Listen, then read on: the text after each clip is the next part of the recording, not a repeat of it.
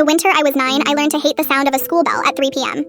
That bell meant everyone else's parents were lined up outside in warm cars, and I was about to walk 2 miles home in a coat with a broken zipper.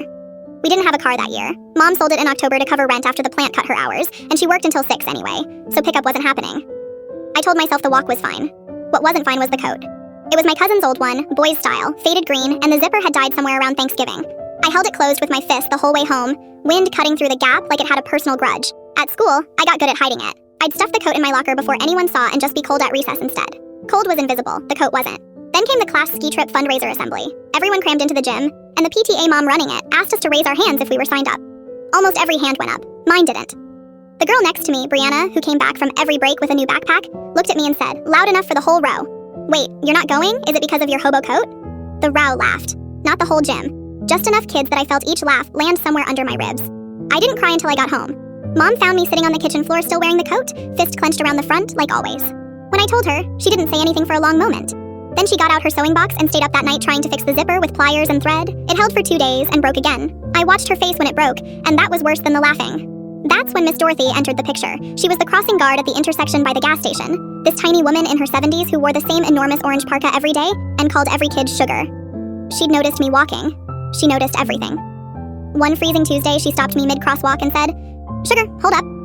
She reached into a plastic grocery bag and pulled out a coat, purple, with a hood, the tag still on. My granddaughter outgrew this before she ever wore it. Shame to waste it. You'd be doing me a favor.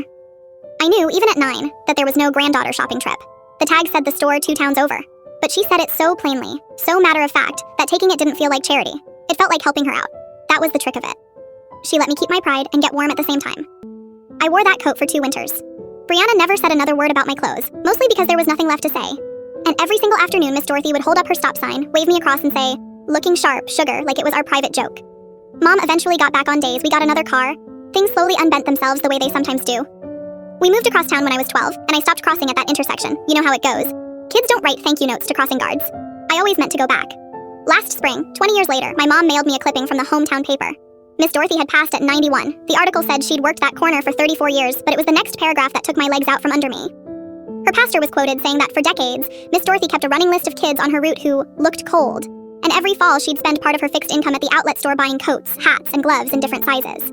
She never told anyone which kids got them, she said, and the pastor swore these were her words. A child should never have to know they were on a list.